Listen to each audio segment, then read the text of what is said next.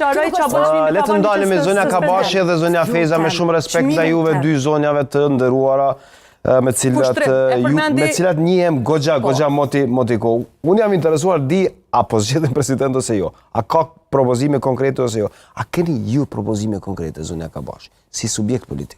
Propozime konkrete për presidenca? Kush? Natyrisht që kemi na propozime. Po kush janë? Ka përfundu ai argument. Po 4 vjet i kemi? Jo.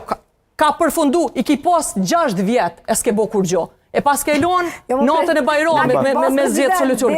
Kjo është përgjithësia vetëvendosjes. Nëse kemi ardhur në këtë situatë, është për shkak të vetëvendosjes. Vetash unë po provoj me argumentu. Pra po i bie që vetëvendosja po e çon vendin zgjedhje, po i bie. Natyrisht që vetëvendosja ka qenë vendin zgjedhje. Jo, natyrisht që na speqojmë. Okej. Bile narrativi i fajet i konvenon vetëvendosjes së është si qebe që i mblon krejt dështimet. Sikur edhe projekt ligji që përmeni Zoja, edhe prapë du mu këty se është shumë rëndësishme trajtu. E kanë propozu projekt ligjin për çmimet tavan. Kjo është në mungesë për me dhonë një emër edhe për me shpjegu një pozicion.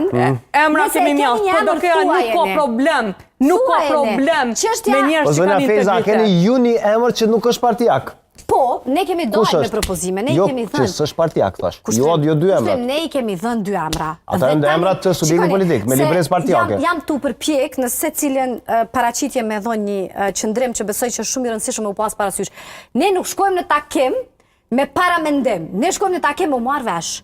Edhe kryeministri, kryetari i lëvizjes vetëvendosje ka shku në takime me opozitën me 2 propozime. Fillimisht ju e dini propozimi jon ka qenë dikush nga familja Jasharaj. Sigurisht që një emër i cili do të bashkonte gjithë kuvendin e Republikës Kosovës, mendoj që është lajm shumë i mirë që